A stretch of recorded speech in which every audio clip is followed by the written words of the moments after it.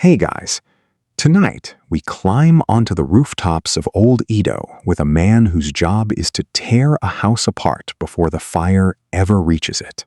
You probably wouldn't last 5 minutes up there, and honestly, neither would I, which is exactly why we're going to sit back and watch someone else do it instead. So, before you get comfortable, take a moment to like the video and subscribe, but only if you genuinely enjoy what I do here. And let me know in the comments where you're tuning in from and what time it is for you. It's always fascinating to see who's joining us from around the world. Now, dim the lights, maybe turn on a fan for that soft background hum, and let's ease into tonight's journey together. You wake before the temple bells finish their fourth ring, in a room barely wider than the mat you slept on. And the first thing you notice is the cold. Not a dramatic cold, just the ordinary chill of a wooden city in the dry season, when the air itself seems to be waiting for something to go wrong. You reach for the jacket hanging by the door, and it is heavier than you remember from yesterday, because someone, maybe you, dunked it in the rain barrel before bed. The fabric is thick cotton, stitched in tight rows in a technique called sashiko, layer over layer, until it feels less like clothing and more like wearing a very stubborn blanket. It is soaked through on purpose. Water is armor here, at least for the first few minutes, before the heat of a real fire turns that same water into steam against your skin. Nobody hands you a manual for how to balance 40 pounds of wet cotton on a pitched tile roof at a dead run. That takes years, and a willingness to fall exactly once in training so you never do it again in front of a burning building. You are what the city calls a machi-bikeshi, a townsman firefighter, which is a slightly misleading title, because putting out fire is the one thing you are almost never asked to do. Edo does not really have firefighters in the way a modern city does. It has demolition men who happen to work in a hurry. Downstairs, your crew is already gathering, and this is less like reporting for a shift and more like showing up to a family argument that never fully ends.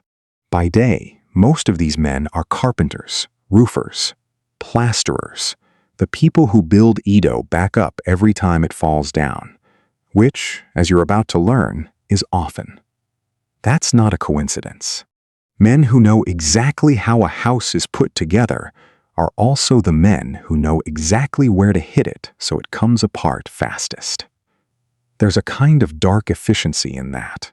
The same hands that raise the beams are the hands trained to bring them down again, cleanly, before the beams next door catch as well. Your brigade has a name, a district, and a matoi, a tall standard topped with a cluster of paper streamers and a crest unique to your group. It sits by the door like a flag, waiting for a war that hasn't started yet. You've seen the older men polish it the way some people polish a family heirloom, because in a sense, that's exactly what it is. Whoever plants that matoi closest to a burning building first gets to claim the job, at least on paper. In practice, claiming it sometimes involves shoving, shouting, and the occasional black eye, because prestige is on the line, along with the small gifts of food and drink a grateful neighborhood tends to hand out afterward. There's an entire social ecosystem sitting quietly under the surface of this job, one most people never notice because they're too busy watching the flames. Fire brigades in Edo aren't just one thing. There are the machi-bikeshi, like your crew, drawn from ordinary tradesmen and paid, however modestly, to protect commoner neighborhoods block by block. There are bukbikeshi, private forces kept by wealthy samurai households, whose only real duty is protecting their own lord's property. And there are machi-bikeshi, an official shogunate unit whose top priority is the castle itself, because if the seat of government burns, that tends to be a slightly bigger headache than a burned merchant street. 3 separate fire services, 3 separate chains of command, all sharing one very flammable neighbor. Out on the street, the watchpost is manned before you even finish tying your sash. A ladder leans against the tower, tall enough to clear the low rooftops, since most buildings here are only 1 or 2 stories, and a good pair of eyes up top can spot smoke minutes before the bell rings on its own. You climb it sometimes yourself, balancing at the top of a freestanding ladder with nothing but a partner gripping the base, scanning the skyline like a lighthouse keeper, watching specifically for bad news. Some of the younger firefighters have turned this necessity into something close to performance, twisting atop the ladder for the benefit of watching crowds, because if you have to risk your neck for a living, you might as well make it look intentional. Then the bell changes rhythm. Not the slow, steady toll that marks the hour, but a fast, urgent clatter that every resident of this city has learned to recognize the way you'd recognize a phone ringing at 3 in the morning. Something is wrong, and it is close. Word spreads before the bell even finishes. A voice from 2 streets over, a column of pale smoke catching the early light. You're already moving, the wet jacket suddenly feeling less like a burden and more like the only thing standing between you and a very bad afternoon. The rest of your crew falls in beside you, hooks and axes over their shoulders, and there is no ceremony to it, no dramatic speech, just the practiced rhythm of men who have done this enough times that fear has been replaced with procedure. You arrive to find a modest house already lost, flames working through its paper screens, and dry wood frame with an appetite that will not be negotiated with. This is the moment your job actually begins, and it has almost nothing to do with the burning house in front of you. Water is nearly useless here. Bucket brigades exist, technically, and later in the era, an occasional water pump shows up, but the pressure is weak, the hoses stiff bamboo, and against a real blaze it amounts to spitting at a bonfire. What actually stops a fire in a city built of wood, bamboo, and paper is the absence of more wood, bamboo, and paper for it to eat. So you climb, not toward the fire, but toward the house beside it, the one that hasn't caught yet, but almost certainly will within minutes if nothing changes. Your crew works the roof with long hooks, tearing at tile and thatch, while others below swing axes at support beams with the same grim focus a surgeon brings to a difficult incision. You are, quite literally, destroying someone's home to save the street it sits on. Somewhere below, the family who lived here watches their walls come apart at the hands of men they might otherwise wave to in the market. And there's an unspoken agreement in that exchange, a shared understanding that this sacrifice buys safety for everyone else on the block. Firebreaks, deliberately created, become the real weapon here, corridors of empty space where flame simply runs out of things to burn. It's a hard trade to explain to anyone who hasn't lived beside a wooden city. Imagine your job wasn't answering emergency calls, but demolishing your neighbor's kitchen the moment the 1-3 doors down caught fire, on the theory that an empty lot doesn't burn. That's the entire strategy, refined into something almost elegant in its brutality. By the time the last flare dies against blackened timber, Your arms ache in a way that has nothing to do with muscle and everything to do with adrenaline, finally leaving the body. The house beside the fire stands half destroyed, but it stands, and so does the row beyond it.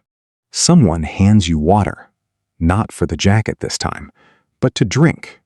And for a moment, nobody says much of anything. Somewhere down the block, a woman leans out from behind a half-collapsed fence, counting heads among the firefighters the way you might count plates before a meal, making sure everyone she recognizes is still standing. You nod at her, and she nods back, and that's the whole conversation. There isn't time for more, and there rarely is. This is a strange kind of intimacy, being watched over by people who don't know your name, but know your face from every fire before this one. You wipe soot from your eyes with the back of a soaked sleeve and take stock of the block. 2 houses lost outright, one badly weakened but still upright, and a scorched gap of open dirt where a 3rd house used to lean against its neighbor before your crew tore the connecting wall down an hour ago. From above, it would look almost surgical, a clean bite taken out of the row, deliberate rather than accidental. That gap is the whole point. Fire doesn't leap distances well. It needs fuel close enough to reach, and an empty lot, however small, is a wall that doesn't burn. The owner of the weakened house stands nearby, not shouting, not weeping, just watching with the flat expression of someone doing math in his head. He'll rebuild. Everyone rebuilds.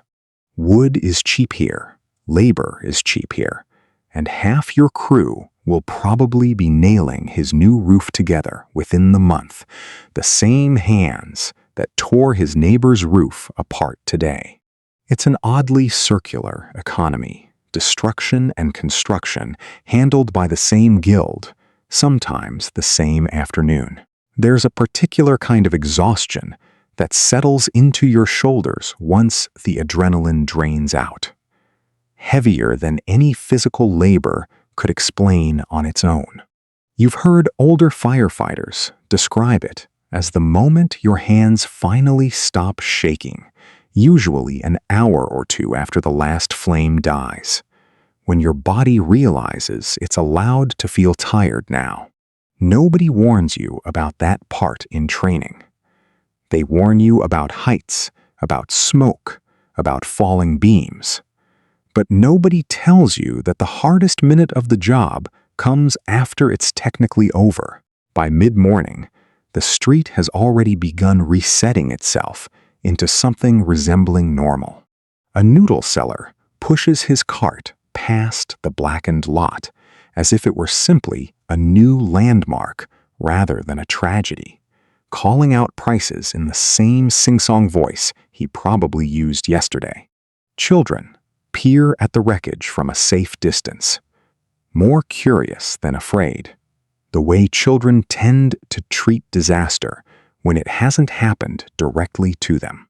This, too, is part of the job nobody mentions, the strange speed at which a city built to burn learns to shrug and keep moving. Your captain gathers the crew before releasing everyone back to ordinary trades for the day, and his instructions are brief, almost bored in their delivery, the tone of a man who has given this same speech more times than he can count. Watch rotations resume at dusk. Equipment gets inspected, cleaned, dried by the fire pit behind the station house, because a sashiko jacket left wet too long rots faster than it protects. There's a quiet pride in how the older men handle this ritual, checking seams, retying cords, treating the jacket less like gear and more like a colleague who did its job today and deserves some care in return. You think, walking home past the wreckage, about how strange it is that your entire profession is built around a kind of controlled sacrifice, giving up one house so 5 others might stand. It's not heroism in the way the stories like to frame it, not really.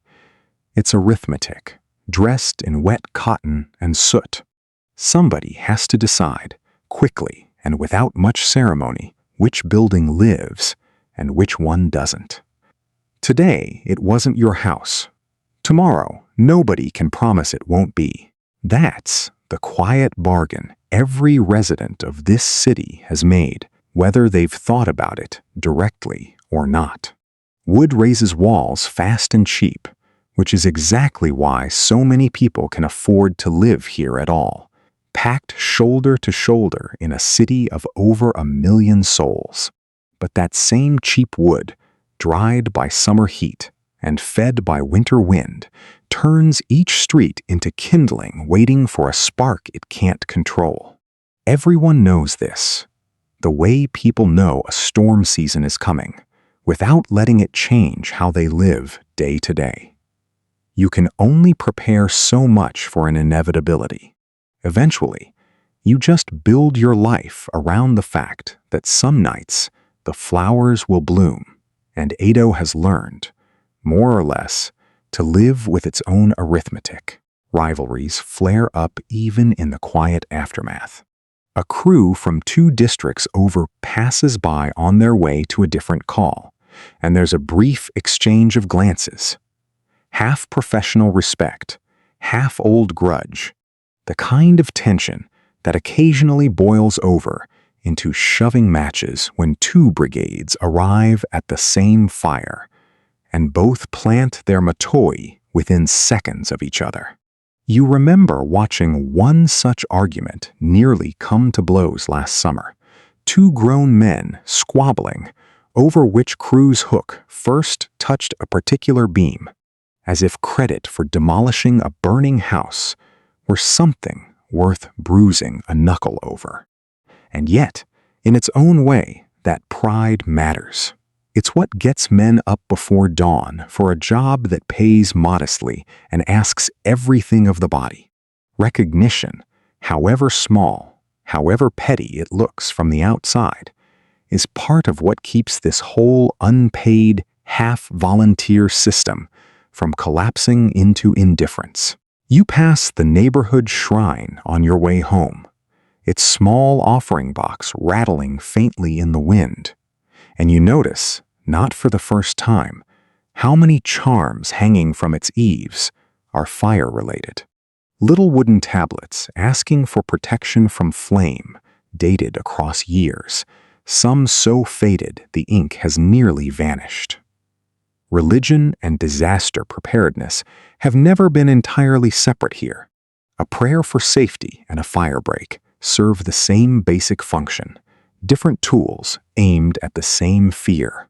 At home, or what passes for home, a single room shared with 2 other unmarried firefighters from your crew, you finally peel off the sashiko jacket and hang it to dry near the doorway, the way you've done 100 times before. It's heavier wet than it looks, and stiff now with drying mud and ash, and you run a thumb along one of the seams where the stitching has started to fray. You'll need to mend it soon, or trade favors with someone who can.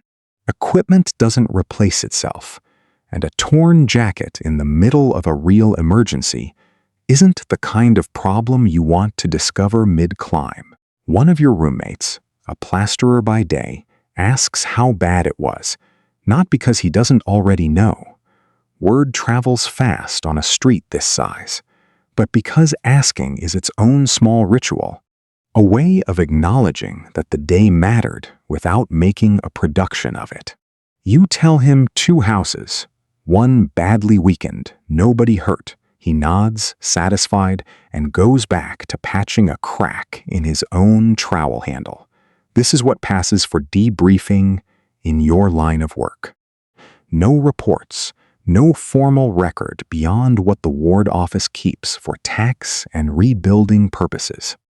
Just a short exchange between men who understand, without needing it explained, exactly what kind of morning the other just had. Most fires, though, stay small enough for men like you and your crew to answer with hooks and axes and a few exhausting hours of demolition. Most fires burn a house, maybe a block, and by the following week, the char is already buried under new lumber.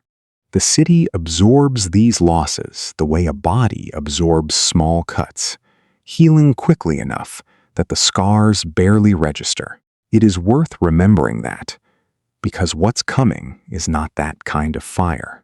For most of the Edo period, that arrangement holds. Small fires, contained losses, a system stretched thin but functional, the same crews rebuilding by afternoon what they tore down by morning. The word Edo no Hana, the flowers of Edo, becomes a kind of grim inside joke among residents, a way of naming the fires that keep blooming across the skyline without ever quite saying the word disaster out loud. There's something almost affectionate in that phrase, the way people sometimes joke about weather they can't control.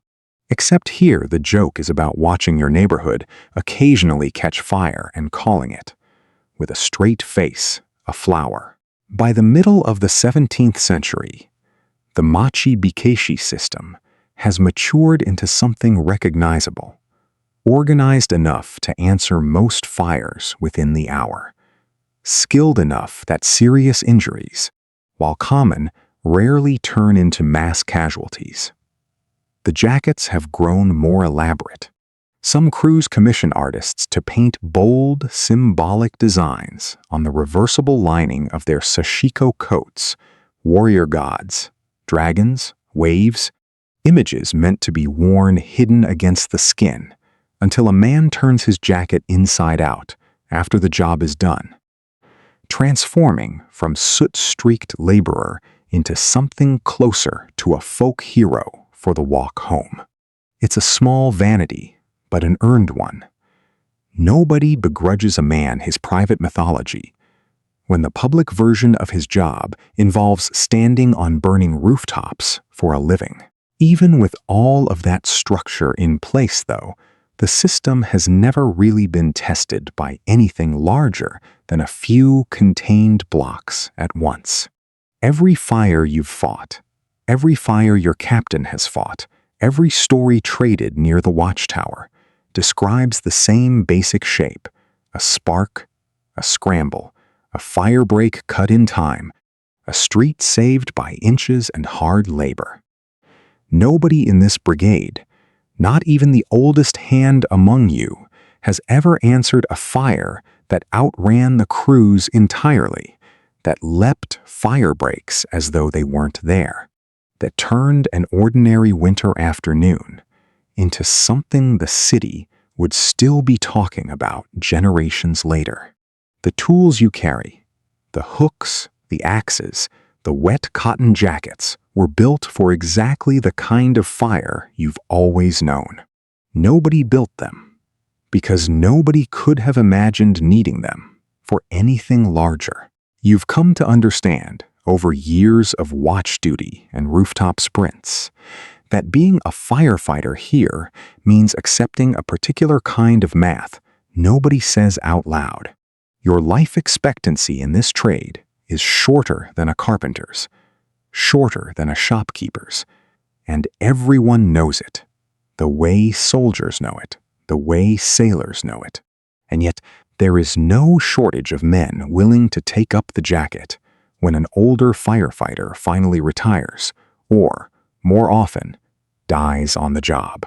Status matters here in ways that outsiders sometimes miss.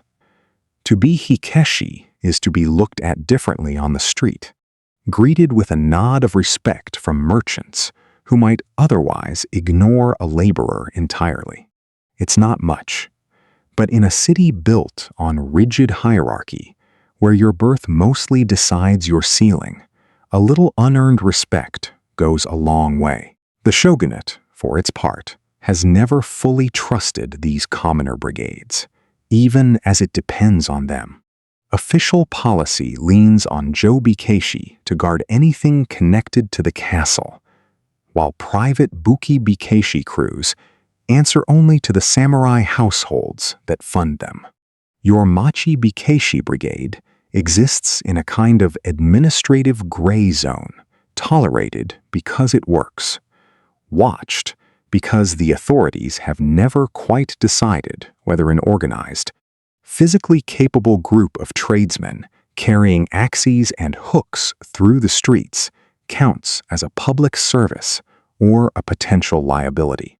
It is, depending on who you ask and what mood the magistrate happens to be in on a given week, occasionally both. There's a particular evening ritual you've grown fond of, one most residents never see. After a fire, once the crowd disperses and the smoke thins to a lingering haze, the older firefighters sometimes gather near the watchtower to trade stories, not of triumph exactly, but of near misses. A beam that gave way half a second after someone stepped clear of it. A gust of wind that turned at the last possible moment, sparing a block that seemed doomed only minutes before. These stories aren't told for glory. They're told the way sailors trade storm stories, a way of processing how much of this work depends on variables nobody controls, dressed up as camaraderie, so it doesn't have to be named as fear. You've started noticing, too, how the city itself seems to hold its breath during the driest stretches of winter. When the wells run low and the wind refuses to settle into any predictable pattern, shopkeepers sweep their stoops a little more anxiously. Temple priests light extra candles for protection, the kind of quiet hedge a city makes against forces it cannot fully control. Even your captain, a man not given to superstition, has been known to glance at the sky more often during these weeks, the way a farmer watches clouds before harvest. Everyone senses it without saying it aloud. Dry seasons in Edo are borrowed time, and borrowed time eventually comes due.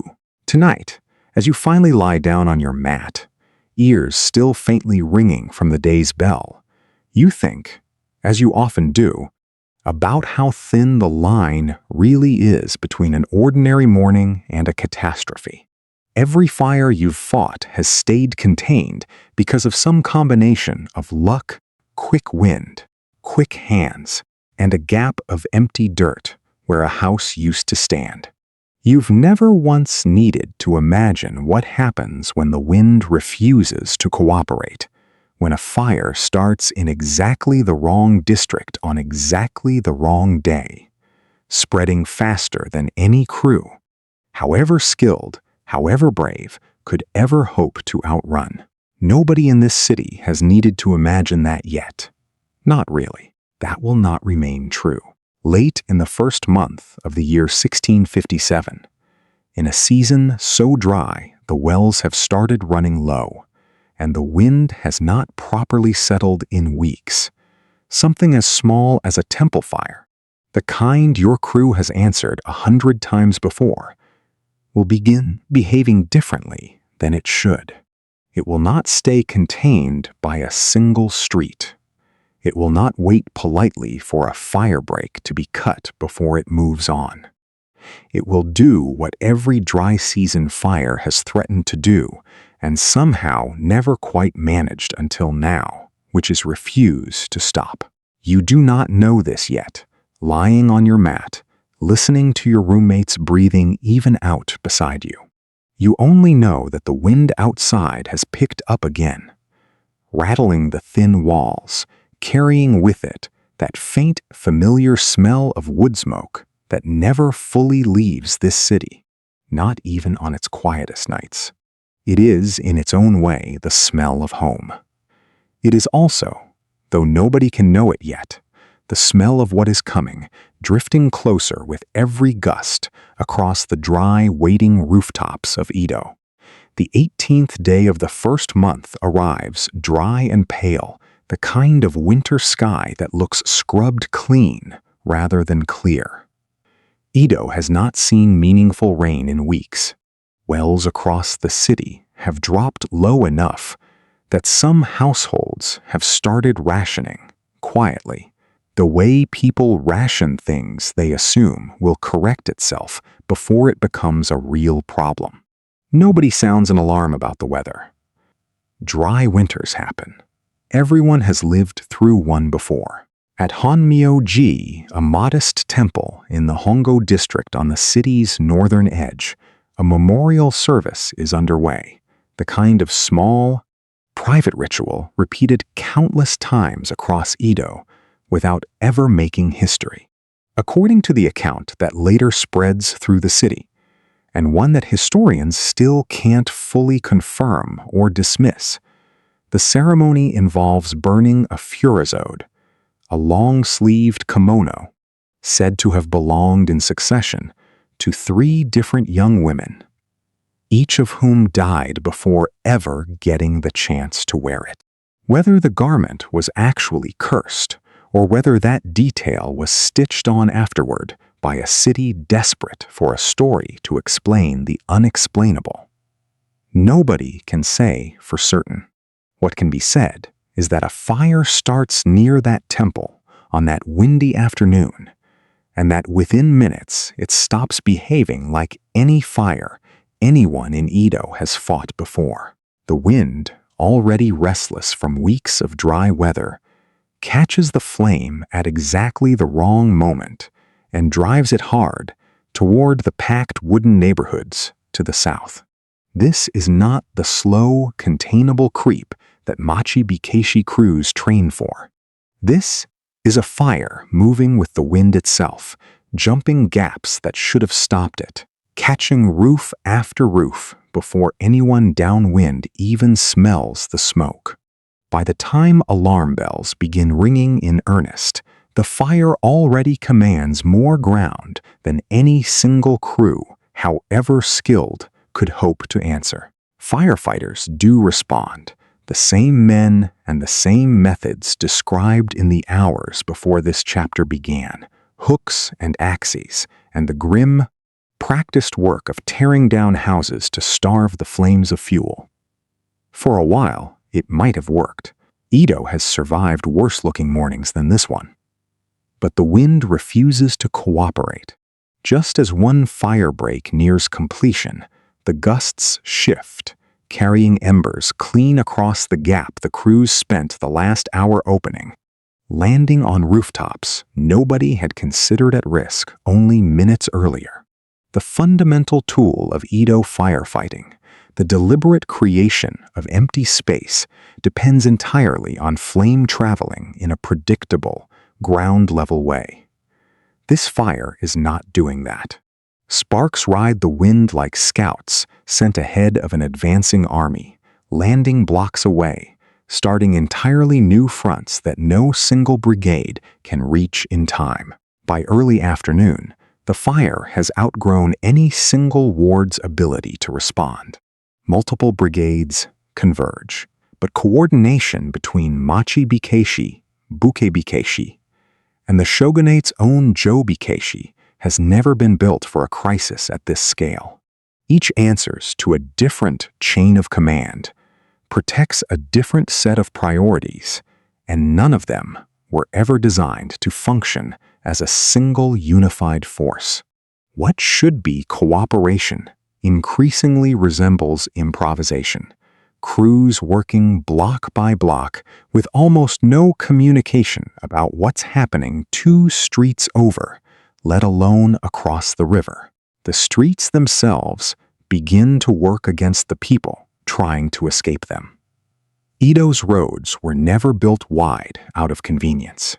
They were built narrow and winding on purpose, part of a defensive logic meant to slow any army that might one day march on the shogun's capital. Bridges, too, are kept deliberately scarce, favoring ferry crossings that authorities can monitor and control, rather than open spans that any force could cross freely. It is a layout built to protect the city from a hypothetical enemy on horseback. It was never built to let 100,000 people flee a fire all at once. Now, as flames spread faster than anyone can organize an orderly retreat, those same narrow lanes and scarce bridges become the very thing trapping the people they were designed, in some abstract political sense, to protect. Crowds funnel toward the few crossing points that exist, and what should be an escape route quickly becomes something closer to a bottleneck with no give. People press forward from behind, unaware that the way ahead has already stalled, unable to see past the wall of bodies in front of them. Those caught in the middle can neither advance nor retreat, held in place by the sheer press of a city trying to move through openings built for ordinary daily traffic, not a mass evacuation. Some later accounts describe entire families being separated in these crowds within moments. A hand slipping loose, a child's voice lost beneath the general roar of panic and fire.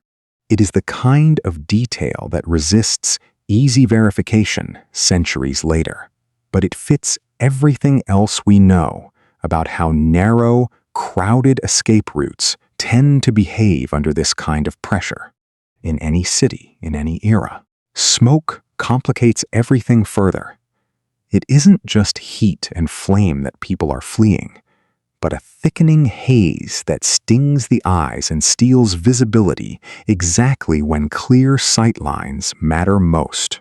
Imagine trying to navigate rush hour gridlock blindfolded, except the gridlock is on fire and getting closer by the minute. That's roughly the situation facing tens of thousands of residents by mid-afternoon. Stumbling through streets they've walked their whole lives, suddenly unrecognizable under a ceiling of smoke and floating ash, not everyone flees toward the rivers.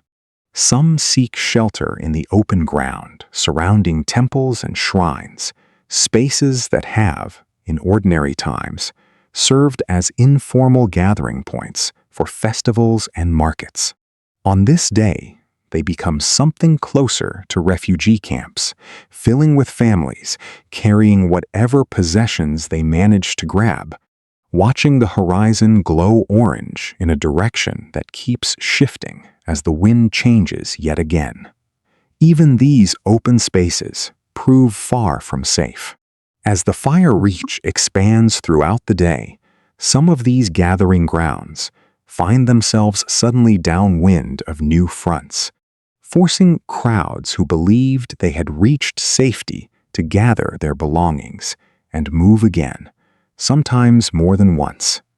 As the blaze redraws the map of danger with each passing hour, by late in the day, the fire has reached Edo Castle itself, the physical and political heart of the entire shogunate. Portions of the castle complex, including its main keep, sustain serious damage, an outcome that would have seemed almost unthinkable to anyone watching this fire begin as a modest temple blaze that morning. If the seat of the Tokugawa government itself cannot be fully protected, the scale of what's unfolding becomes impossible for anyone, from firefighter to shogun, to dismiss as an ordinary Edo fire. However dramatically, the phrase "flowers of Edo" has always been used before. Officials scramble to organize a coherent response, but the machinery of 17th century bureaucracy was never built for a decision to be made and executed within minutes. Messages travel by runner. Decisions require consultation among officials scattered across a city, increasingly cut off from itself by flame and collapsed bridges.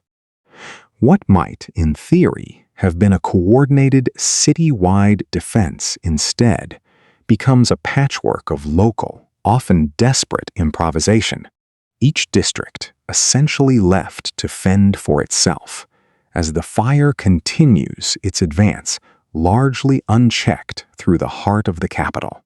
As night falls on the first day, There is no sense among anyone still awake, official or commoner, that the worst has passed. The wind has not died down. The fire has not exhausted its fuel. Somewhere across the darkened, smoke-choked city, tens of thousands of people are only beginning to understand that this is not a fire they will simply wait out until morning, and that whatever Edo looks like when the sun rises again, it will not resemble the city they walked through the day before. The second day brings no relief.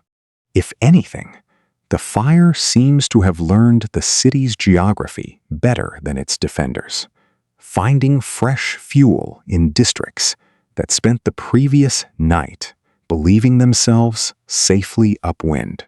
New fronts open in the south, then swing east as the wind shifts yet again, an erratic, almost mocking pattern that makes every prediction obsolete within the hour.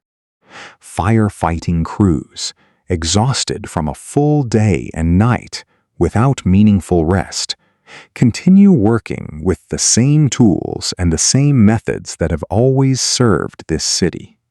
Tearing at rooftops, cutting gaps, pulling down anything that might feed the advancing flame.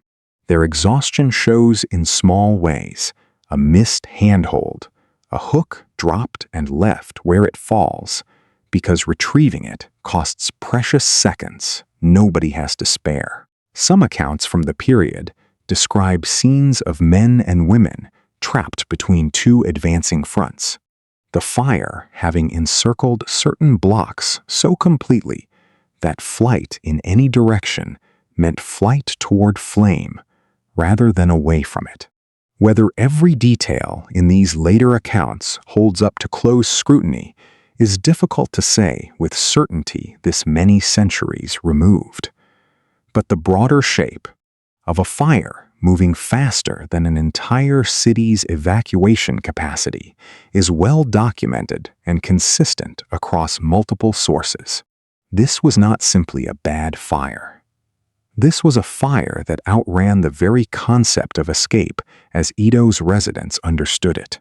By the second night, the flames finally begin to slacken in some districts, not from any human intervention, but because they have simply run out of fuel, having already consumed everything flammable in their path.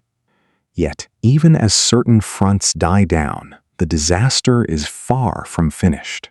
A brutal winter storm moves in behind the fire, dropping temperatures, and, in some accounts, snow onto a city already stripped of shelter for tens of thousands of displaced residents. Survivors who escape the flames now face a second, quieter threat.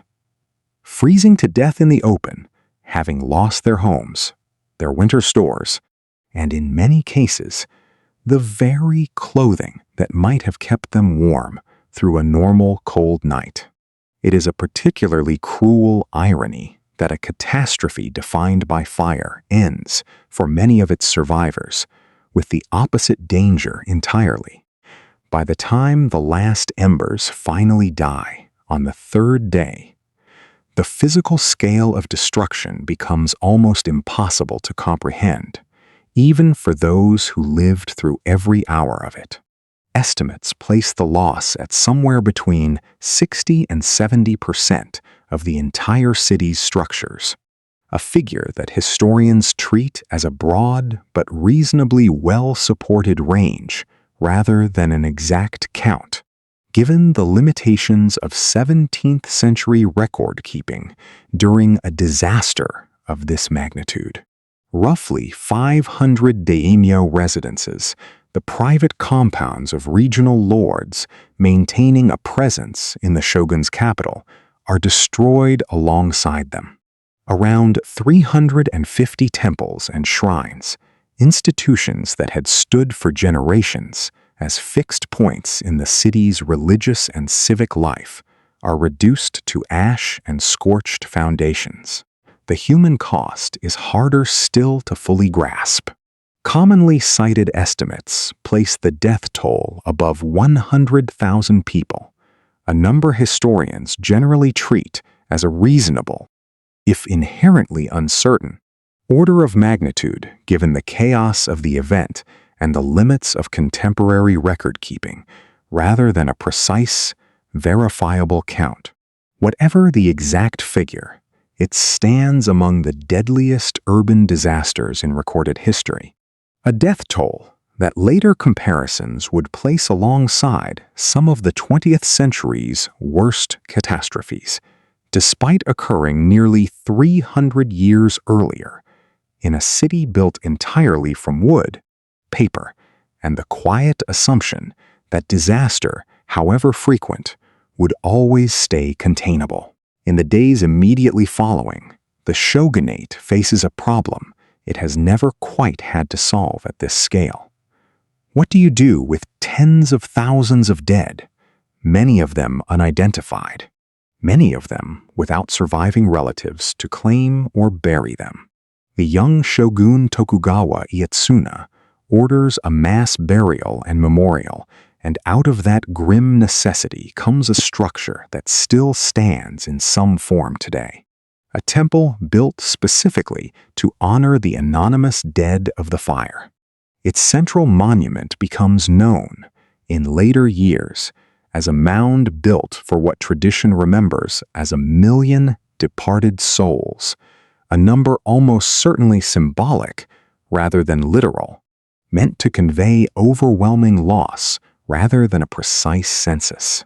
The temple's ongoing purpose, offering a resting place for anyone without family to claim them, whether victims of disaster, the unclaimed dead of prisons, or, in later centuries, even animals, speaks to something quietly humane emerging from an otherwise brutal event. Grief, it seems, found a way to organize itself even when the city around it could not. For the survivors without such formal memorial, the days after the fire blur into a grim, practical routine of searching, waiting, and slowly beginning to understand the shape of what has been lost. Families comb through ash-covered foundations, looking for anything recognizable: a cooking pot, a charred beam that once marked a doorway, some small confirmation that this pile of debris was once a specific home rather than an anonymous patch of destruction, indistinguishable from every other block. Temporary shelters spring up wherever open ground allows, makeshift and crowded, populated by people who days earlier had never needed to think about where they might sleep on a given night. Relief efforts, organized by both the shogunate and by wealthier merchant households eager to demonstrate civic responsibility, distribute what food and materials can be gathered, though for a city this size, even generous relief can only stretch so far against a need this total. What makes the Meireki fire different from every ordinary conflagration this city has weathered before is not simply its size, though the size alone would justify that distinction several times over. It is the fact that this fire forces a reckoning the shogunate cannot avoid or delay. Edo has burned before, repeatedly, and each time the response has amounted to little more than rebuilding along the same lines, in the same cramped, wooden pattern that made the previous fire possible in the first place. That approach, treating each fire as an isolated misfortune rather than a symptom of deeper structural vulnerability, has quietly worked for decades because no single fire has ever been catastrophic enough to demand something different. This one is different. This one burns down not just houses, but the assumption that Edo's basic layout, its narrow defensive streets, its scarce bridges, its densely packed wooden neighborhoods, can simply absorb whatever disaster comes its way and rebuild exactly as before. Within the ruins, even before full reconstruction begins, officials start circulating early proposals for change. Conversations that will, over the following months and years, reshape the physical logic of the entire capital. Wider roads, deliberate firebreaks built into the city's permanent layout rather than improvised during each crisis. The relocation of certain temples and daimyo residences to less densely packed districts, spreading out risk that had previously been concentrated at dangerous levels near the city's core. None of these ideas are entirely new individually, but the fire provides something that decades of smaller disasters never managed: the political will and practical justification to actually implement them.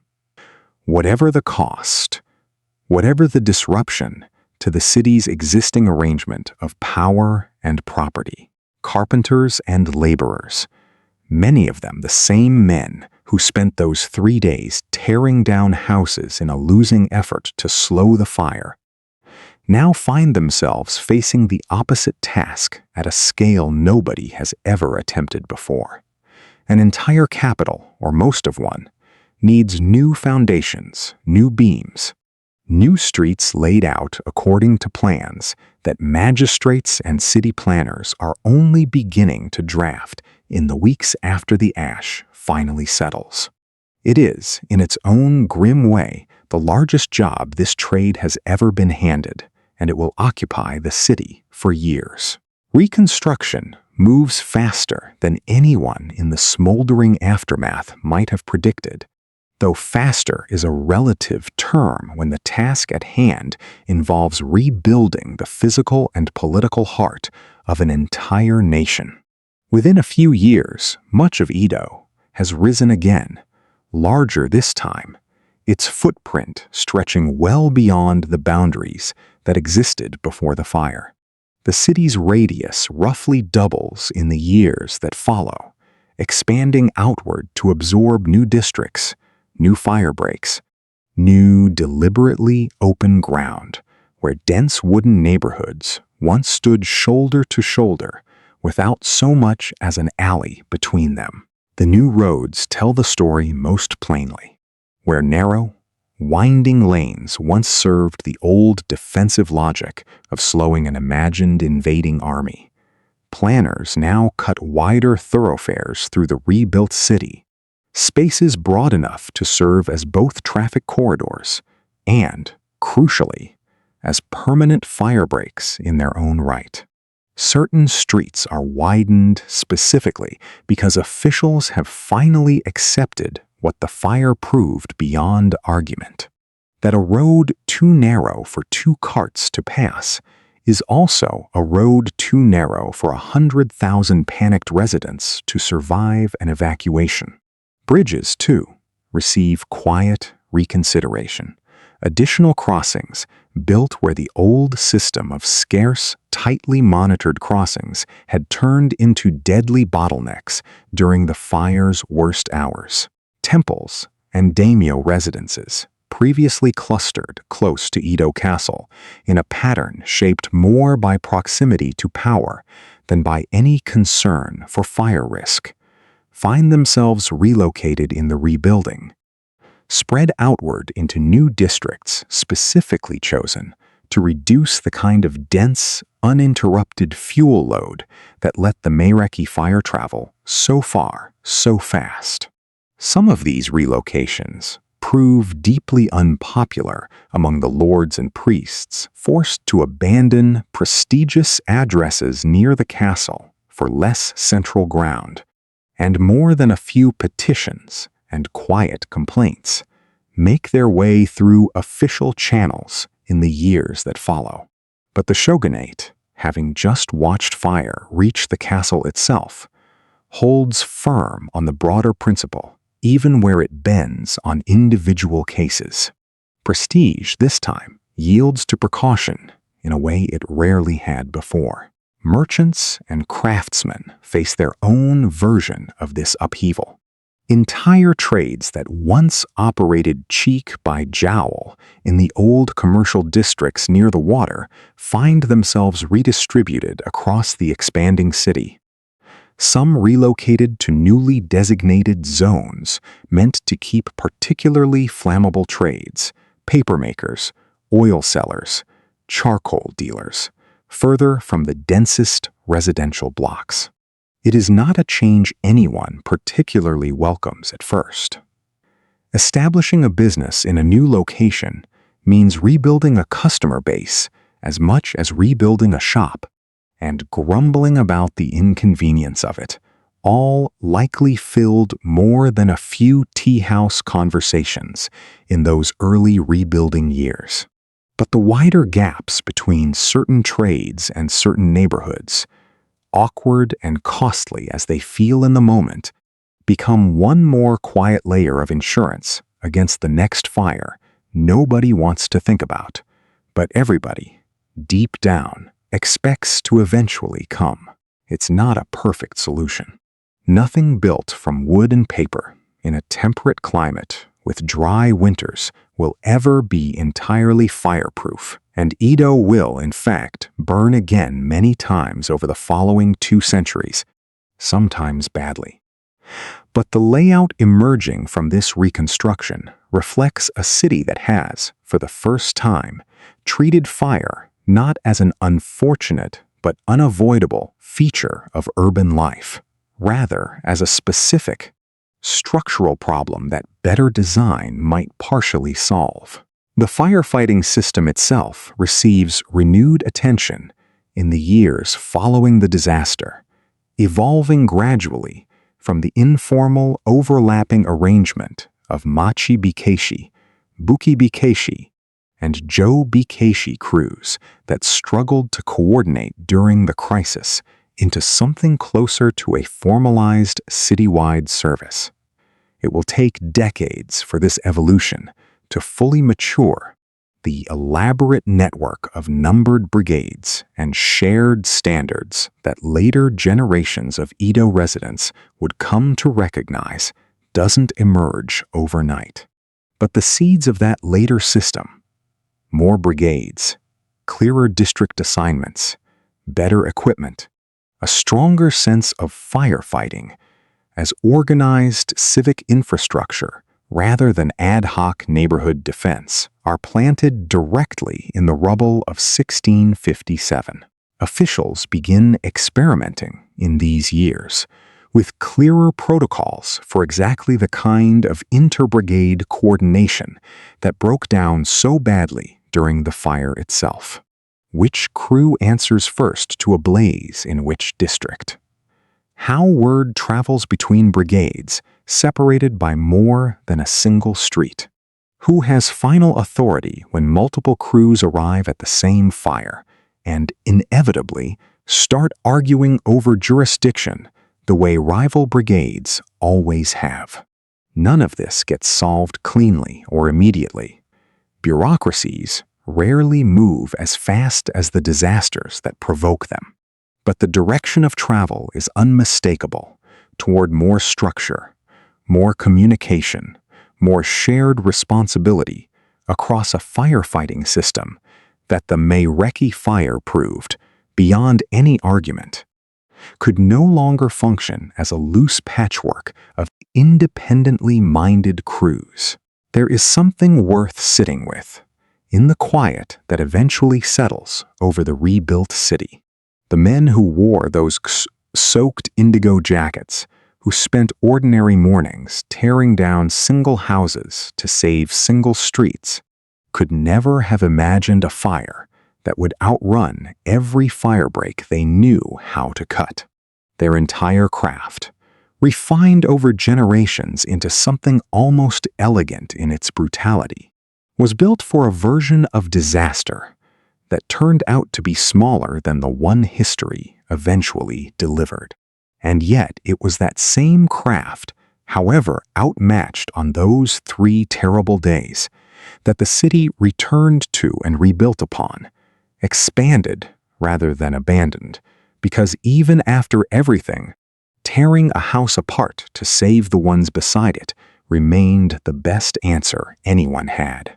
Some of the very men who fought that fire, or their sons, would go on to serve in the newer, more formalized brigades that gradually replaced the old arrangement, carrying forward the same basic instincts, the same hooks and axes and wet cotton jackets, into a version of the job built with slightly better odds. There is a quiet continuity in that, a trade passed down not despite the disaster, but partly because of it, refined by the very failure that once nearly overwhelmed it entirely. What the fire leaves behind, once the ash settles and the new streets take their final shape, is not just a wider, safer city. It is a different relationship between Edo and its own fragility.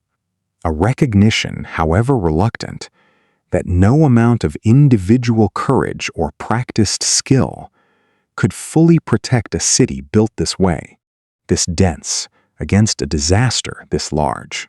Wider roads help, firebreaks help, a more organized fire service helps.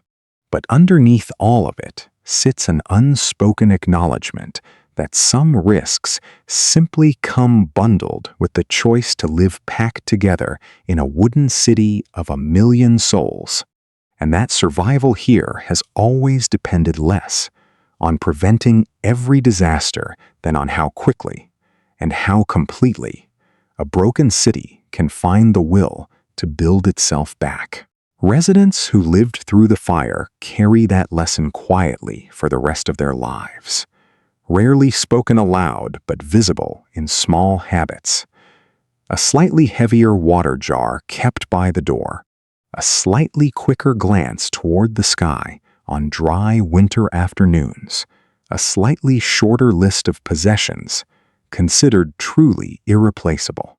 Disaster, once survived at this scale, tends to reshape a person's relationship with permanence itself, and an entire generation of Edo residents carries that reshaping forward into the rebuilt streets they now call home. That same crowded intimacy, the choice to live shoulder to shoulder despite the risk, produced more than fire and rebuilding. It also produced something quieter, a system almost nobody thinks to romanticize, tucked into the alleys and back doors of every district the fire eventually reclaimed. An entire economy built not around what 1,000,000 people needed, but around what 1,000,000 people left behind each morning without a second thought. You hear the cart before you see it, a low, steady creak of wooden wheels over packed earth, moving at the unhurried pace of someone who has done this same route every few days for years and sees no reason to rush any of it. Dawn hasn't fully broken yet.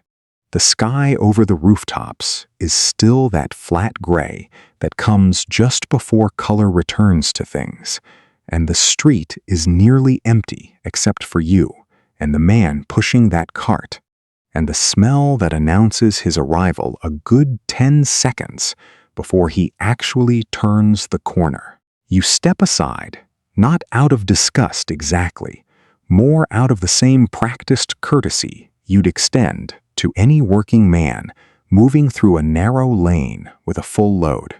He nods at you, brief and businesslike, and continues on toward the next house on his route, where a wooden bucket sits waiting by the back door, filled overnight and left there specifically for him. This is shimogo, human waste, and in Edo, it is not something to be flushed away and forgotten. It is a commodity. It has a price. Farmers outside the city, growing rice and vegetables in the fields ringing Edo's edges, want this material badly enough to pay actual money for it, or to trade fresh produce in exchange. And that simple economic fact quietly reorganizes an entire category of urban life that most cities on Earth at this point in history are still treating as pure nuisance. Picture, for a moment, a European city in this same century, London say, where the contents of a chamber pot are simply pitched out a window into the street below.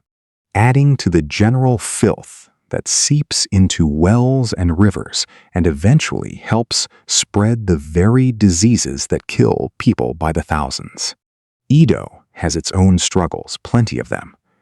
But this particular one it has mostly solved, not through some grand civic health initiative, but through the much older, much more reliable mechanism of somebody figuring out how to make money off it.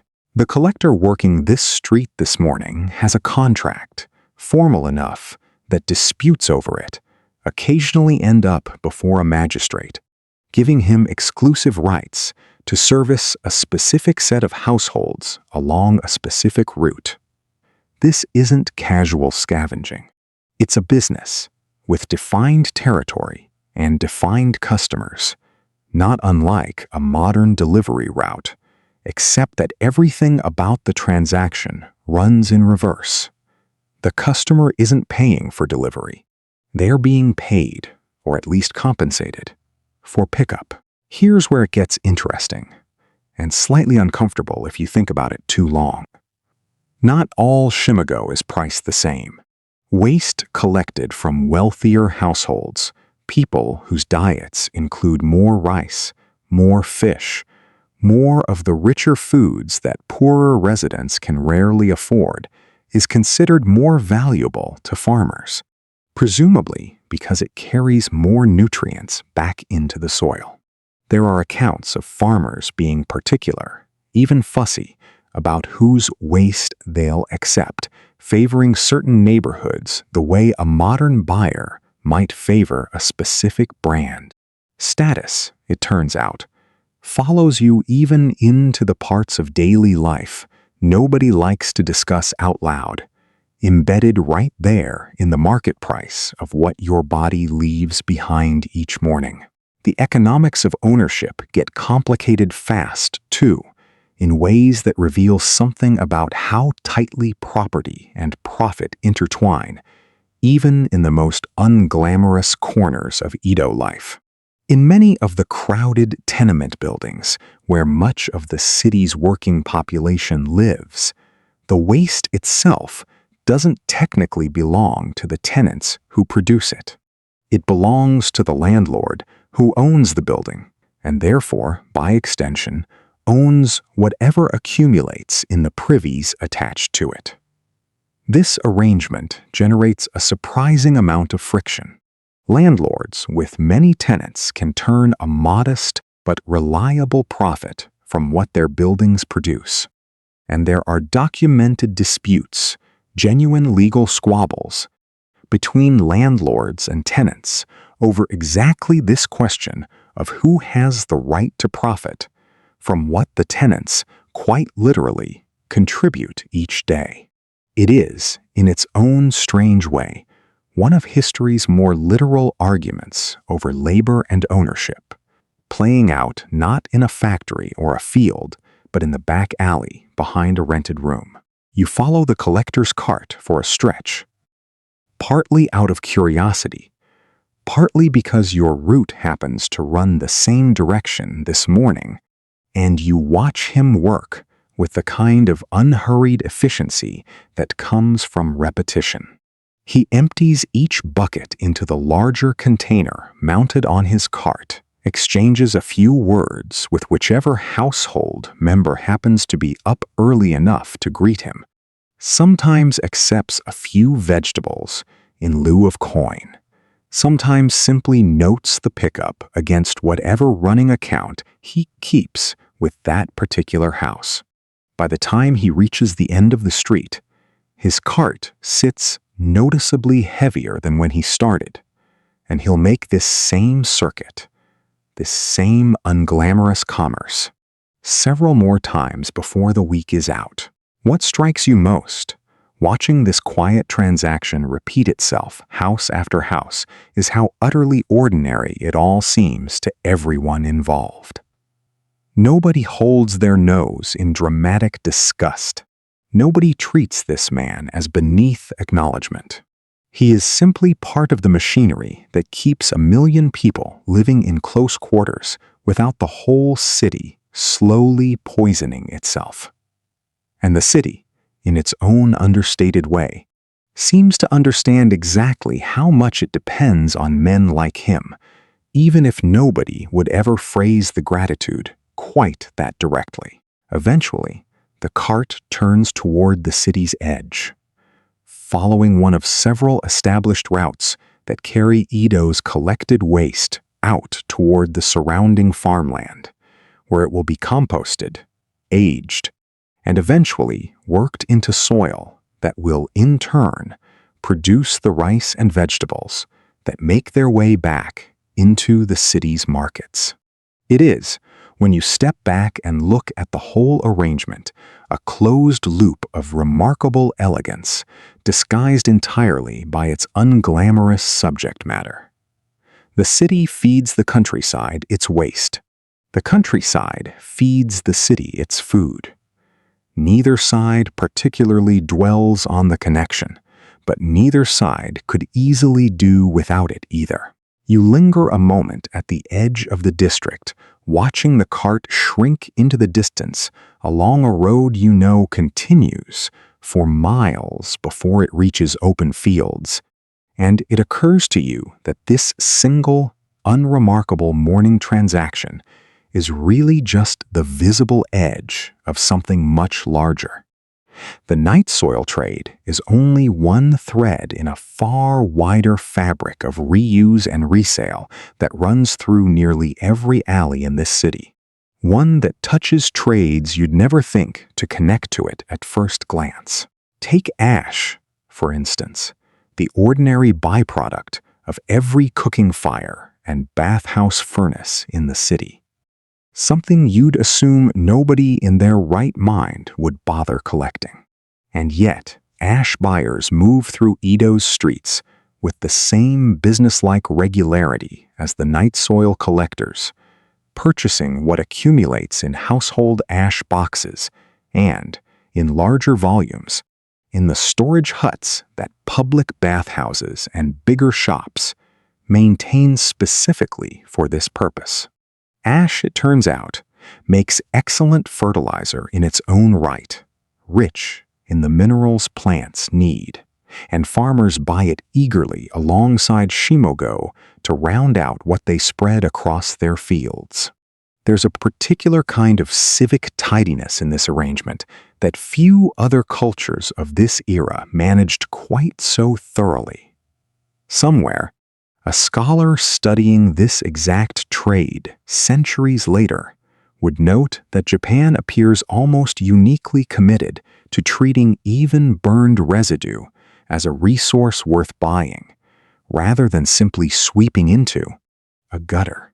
Then there's paper, precious enough in a society that produces most of its writing, wrapping, and even clothing lining from handmade sheets that used paper dealers make a respectable living buying back scraps, torn ledgers, worn-out umbrellas, anything with usable fiber, and reprocessing it into fresh sheets. Watching an old shopping list get pulped down and reborn as tomorrow's grocery receipt feels almost startlingly modern. When you actually see the process laid out step by step, closer to a recycling plant than anything you'd expect from a 17th century back alley. Second-hand clothing occupies its own substantial corner of this economy. Textiles are expensive to produce, every bolt of cloth representing real labor, real time, real cost, and so garments rarely die a quiet death in a forgotten drawer here the way they might in a wealthier, more wasteful society. Instead, they pass through a chain of owners, each wearing a robe a little longer, patching it a little more, until eventually it gets broken down entirely for scrap fabric, useful for padding, for rags, for the layered stitching inside those same firefighter jackets you watched a crew wear in an earlier story tonight. Almost nothing here dies without first passing through several other lives. Candle wax gets the same treatment, oddly enough. Wax candles represent a genuine luxury in this era, not something ordinary households burn casually, and specialized buyers make their rounds collecting the drippings left behind after use, melting them down, reselling the recovered wax to be formed into new candles. It's a strange thing to picture. A man going door to door, specifically hunting for candle drippings. But the logic holds up perfectly once you understand the underlying economics. Wax is valuable. Valuable things get collected, no matter how small or seemingly insignificant the individual scraps. What ties all of these trades together, night soil and ash and paper, and cloth and wax, is not some grand centralized recycling authority handing down regulations from above. It's simpler than that, and in some ways more impressive. It's a decentralized web of private buyers, each specializing in a narrow category of material, each finding profit in exactly the kind of overlooked residue that most cities of this era treat as pure waste to be disposed of, ignored, forgotten. Edo doesn't recycle out of some enlightened environmental philosophy nobody in the 17th century would recognize by that name. It recycles because somebody, somewhere, figured out that almost nothing a million people produce is truly worthless, provided you're patient enough and organized enough to find the person willing to pay for it. You wander further into the district as the morning fully opens up around you, and it becomes clear this web extends even beyond the trades you'd naturally think to categorize as recycling. Broken tools find their way to blacksmiths willing to melt down and reforge scrap metal rather than start entirely from raw ore. Old tatami mats, worn thin at the edges, get stripped down for their rush covering, which finds new life as rough material for sandals or packing. Even cooking oil, once it's been used past the point of usefulness in a kitchen, gets collected separately, destined for lamp fuel rather than the drain. Nothing here seems to travel a straight line from purchase to disposal. Everything moves in loops, some short, some remarkably long, each one representing somebody's livelihood tucked into a niche most residents never think to notice. This entire system runs almost entirely on trust and reputation rather than formal oversight. A collector who shortchanges a household or a buyer who pays less than the going rate for a given material tends not to stay in business long in a city where word travels fast along the same narrow lanes that carry the carts themselves. Reputation functions here the way a modern credit rating might, an informal but genuinely enforced record of whether you can be relied upon to hold up your end of a transaction.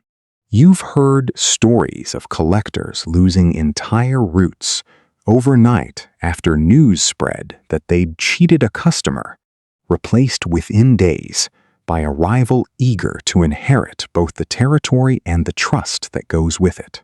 It would be easy, standing here watching this quiet economy hum along in the early light, to romanticize it as some kind of harmonious ecological wisdom the modern world has since forgotten. That would oversell it slightly. Nobody organizing these trades 2 centuries ago is thinking in terms of sustainability or environmental stewardship, concepts that wouldn't exist in anything like their current form for a very long time yet. They're thinking in much simpler terms. What can I buy cheaply and sell for more? And what does this city produce in abundance that somebody else, somewhere, genuinely needs? The elegance of the system is almost accidental, a byproduct of a million individual people pursuing a million individual profits rather than any grand design imposed from above. And yet the result is undeniably elegant all the same. however unintentional its origins. A city this size, this crowded, this dependent on wood and paper and fire, somehow manages to keep its streets remarkably clean, its waste genuinely useful rather than merely tolerated, its resources circulating rather than accumulating into the kind of filth that plagues so many other crowded cities of this era. It is, in its own understated, unglamorous way, one of the quieter triumphs of a city better known, at least in the stories people tell about it later, for its fires and its spectacle, rather than for the invisible labor that keeps it functioning between disasters. By the time the sun has fully cleared the rooftops, the street around you has filled with the ordinary business of a normal morning. Vegetable sellers, water carriers, children running errands before chores begin in earnest. None of them pause to consider the quiet web of collectors and buyers that passed through these same lanes only an hour earlier. It isn't meant to be noticed. That, in the end, may be the truest measure of how well it works. There's a quieter irony sitting underneath all of this commerce, one that becomes clearer the longer you spend wandering these back streets in the early light. The same crowded wooden city that burns so readily, that forces men in soaked cotton jackets to tear down houses just to survive an ordinary morning's bad luck, is also the city whose density makes this entire recycling economy possible in the first place. 1 million people living close together produce, collectively, an almost unimaginable quantity of waste, more shimogo, more ash, more scrap paper and worn cloth than any smaller settlement could ever generate. That density is exactly what makes specialized collection routes profitable, what allows a single collector to service enough households in a single morning's walk to make the whole enterprise worthwhile. The same crowding that threatens Edo, with fire also, quietly, feeds it. You think back, walking through streets, slowly, filling with the ordinary bustle of full morning, to that fire crew from an earlier hour of the night, the men tearing down a neighbor's house to save the block, and it strikes you that both stories, the dramatic one and this quiet one, are really answers to the same underlying question. How does a city this size, this fragile, this dependent on wood and paper and human labor manage to survive its own success? Fire crews answer that question through sacrifice. One house given up to save 5. Night soil collectors and ash buyers and paper dealers answer it through circulation. Nothing produced going entirely to waste. Everything finding its way back into some useful purpose eventually. Neither system is glamorous. Neither one gets remembered in the grand histories the way battles or shoguns do.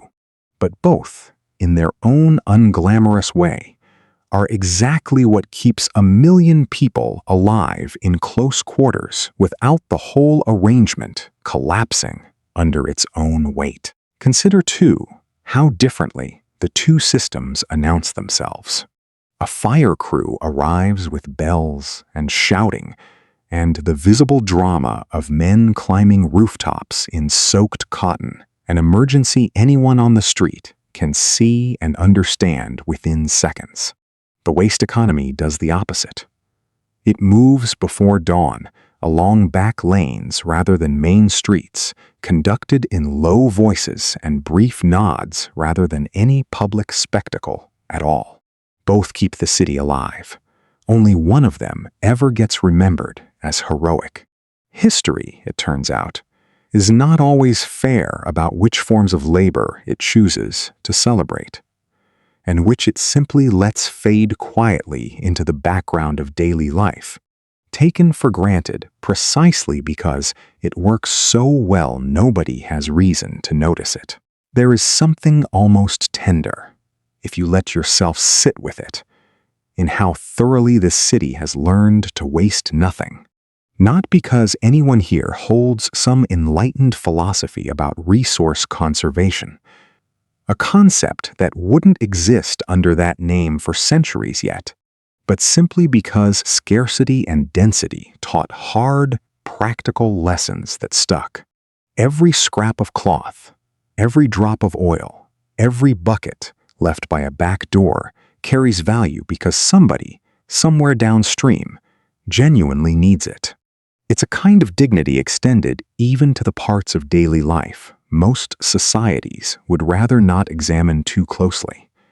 The unglamorous residue of a million ordinary mornings, treated not as shame to be hidden, but as commerce to be conducted, quietly, reliably, before most of the city has even finished waking up. It's worth remembering, too, that this quiet economy touches every rank of Edo society, though rarely in equal measure. A wealthy merchant's household produces waste considered more valuable, sells its ash and its worn silks for better prices, and even its leftover candle drippings carry a slightly higher return than a laborer's modest tenement might yield. And yet the basic mechanism, buy low, sell high, waste nothing, serves poor and prosperous households alike, threading its way through every district regardless of what stands on the other side of a given wall. Status shapes the margins here, the way it shapes almost everything in this rigidly ordered city, but it never quite shapes the system out of existence. Even the humblest household has something worth collecting, something worth a farmer's coin or a merchant's vegetables, and that basic fact quietly levels a city otherwise organized so carefully around who outranks whom. By mid-morning, the collectors have mostly finished their routes, their carts rattling off toward the city's edges, leaving behind streets that look, to any casual observer, simply clean, simply ordinary, giving no visible sign of the elaborate, invisible economy that just passed through. That invisibility might be the whole point. A system this well integrated into daily life doesn't need to announce itself. It only needs to keep working, morning after morning, largely unnoticed by the very people it serves. There's a certain comfort in that kind of anonymity, if you think about it long enough. Not every form of service needs recognition to matter. The collector, pushing his cart toward the city gates this morning, will likely never be remembered by name, will never appear in any official record beyond a contract dispute or two. And yet the city he serves would be measurably worse, dirtier, sicker, more precarious, without men exactly like him doing exactly this work, day after unremarkable day. For as long as Edo has existed in its current crowded form, it's the kind of labor history tends to skip over entirely, favoring instead the shoguns, the fires, the grand processions that fill official records and later paintings. Nobody commissions a woodblock print celebrating a particularly efficient ash collection route. Nobody writes ballads about the man who kept a tenement's privies emptied on schedule for 30 years without complaint. And yet, if you had to choose, honestly, which of these unglamorous systems this city could least afford to lose, the recycling economy might well outrank the firefighters themselves. A fire, however devastating, eventually burns out. A city that can't manage what a million bodies produce every single day simply drowns in its own success, slowly, quietly, without ever needing a single spark to do it. You've spent this entire quiet hour on foot, moving through back streets that most visitors to Edo would never think to wander, watching an economy of leftovers hum, along beneath the surface of a city more famous for its spectacle than its plumbing. But spectacle, as it happens, is never far away in this city either. Even now, somewhere across town, streets are being swept and shop fronts shuttered in preparation for a very different kind of mourning procession, one that has nothing to do with waste or recycling and everything to do with power, ceremony, and the careful, expensive theater of showing exactly who answers to whom. You hear it before you see it, the same way you heard the night soil cart earlier. Except this sound is nothing like a creaking wheel. It's a low, rhythmic murmur building at the far end of the street. Footsteps in coordinated numbers, the occasional sharp call of an attendant clearing the way, and beneath all of it, the steady clop of horses moving at a deliberately unhurried pace. Shopkeepers along this stretch have already pulled their shutters halfway closed, not from fear exactly, more from the practiced reflex of people who know exactly what's coming and exactly what's expected of them when it arrives. You step back against a wall, along with everyone else nearby, as the first banners come into view, tall and narrow, catching what little morning breeze exists and rippling just enough to display the crest they carry, the mon, a family symbol that announces, before a single retainer speaks a word, exactly which lord's procession this is, and exactly how much respect the street is expected to show it. This is a daimyo procession, and what you're witnessing is not simply travel. It is senkin kotai in motion, alternate attendance, one of the more elegant pieces of political engineering the Tokugawa shogunate ever devised. Though nobody marching past you right now would likely describe it in such flattering terms. The basic mechanism is deceptively simple. Regional lords, daimyo, governing domains scattered across the country, are required to spend substantial portions of their time here in Edo, attending the shogun, maintaining a residence, participating in the ceremonial and political life of the capital, before eventually returning to their home territory, only to repeat the entire cycle again after a fixed interval. Depending on the particular domain and its distance from Edo, that interval might mean alternating every year. Some closer domains rotate every 6 months. But the underlying logic remains constant regardless of the specific timing. A daimyo cannot simply stay comfortably at home, consolidating power, building alliances, quietly preparing for rebellion at his own leisurely pace. He must periodically uproot himself, travel considerable distances, often for weeks at a stretch, and re-establish his presence here, under the watchful proximity of the shogunate itself. The procession moving past you now is not small. You count banners, retainers, porters carrying lacquered boxes and folded provisions, mounted samurai keeping careful formation, and the count keeps climbing well past what you expected when the first drums announced its approach. Depending on a domain's wealth and rank, these processions can range from a modest 150 attendants to several hundred. And the most powerful clans, the ones commanding vast rice-producing territories, have been known to march with well over 1,000 retainers trailing behind a single palanquin. That palanquin, when it finally passes, moves at the same unhurried, almost theatrical pace as everything around it, curtained and carried by bearers whose synchronized steps suggest hours, if not years, of practiced drilling.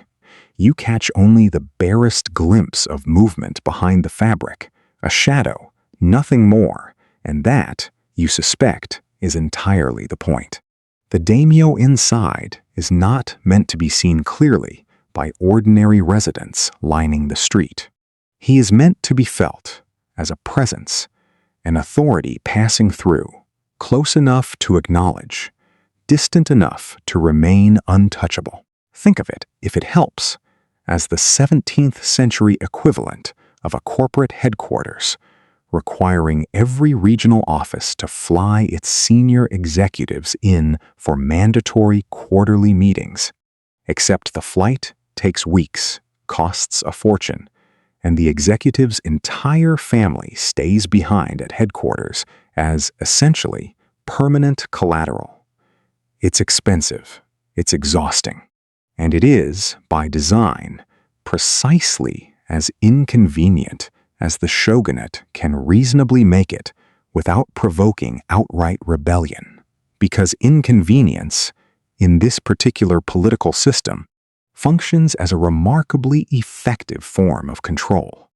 The financial burden alone reshapes entire domains. Maintaining 2 residences, one at home, one here in Edo, each requiring staff, upkeep, and appropriate ceremonial furnishing, drains a daimyo's treasury in ways that leave little surplus for the kind of military buildup that might otherwise threaten the shogunate's authority. Add to that the staggering cost of the procession itself, feeding and housing hundreds of retainers across a journey that might stretch for days or weeks depending on the distance involved, and you begin to understand why Sankin Kotai functions as something closer to a permanent, elegant tax disguised as a ceremonial obligation. A rebellious lord needs resources. This system, quietly and continuously, drains exactly those resources away. You watch the procession's mid-section pass, porters balancing carefully wrapped provisions and gifts intended for presentation, once the daimyo reaches his Edo residence, and it occurs to you that this entire spectacle, impressive as it looks from where you're standing, represents an enormous transfer of wealth away from a distant province and into the economy of the capital itself. Innkeepers along the travel routes profit from housing these processions overnight. Merchants here in Edo profit from supplying the daimyo's household once he arrives. Road maintenance improves along popular routes simply because so many powerful travelers depend on passable conditions. The entire system, whatever its political intent, doubles as an enormous involuntary economic engine, redistributing resources from Japan's countryside into its capital with a regularity that no ordinary trade route could ever match. Not every domain experiences this burden equally, either. The wealthiest and most prestigious clans, eager to project power and secure favor, sometimes stage processions considerably larger and more elaborate than strict necessity would require, treating the journey itself as an opportunity for display rather than a burden to be minimized. Other domains, operating on tighter margins, keep their retinues as lean as protocol allows, trimming costs wherever the rules permit without risking the appearance of disrespect. Either way, appearing insufficiently grand carries its own quiet risk, since a shabby procession reflects poorly on a lord's standing among his peers, and standing in a court this attentive to hierarchy is rarely a currency any daimyo can afford to spend carelessly. The shogunate, for its part, leaves remarkably little of this to chance. Fixed travel routes, established checkpoints, and strict schedules govern nearly every procession moving toward or away from the capital. A level of bureaucratic choreography that would be impressive even by modern standards. Checkpoints along the major highways, staffed by shogunal officials, monitor exactly who is traveling, in what numbers, and, crucially, whether anything about the procession's size or armament exceeds what's been authorized. Early regulations reportedly limited how many mounted attendants a lord could bring on these journeys, a restriction aimed squarely at preventing any single procession from resembling, even accidentally, the opening movements of an actual invading force. Rules this specific don't emerge from paranoia alone.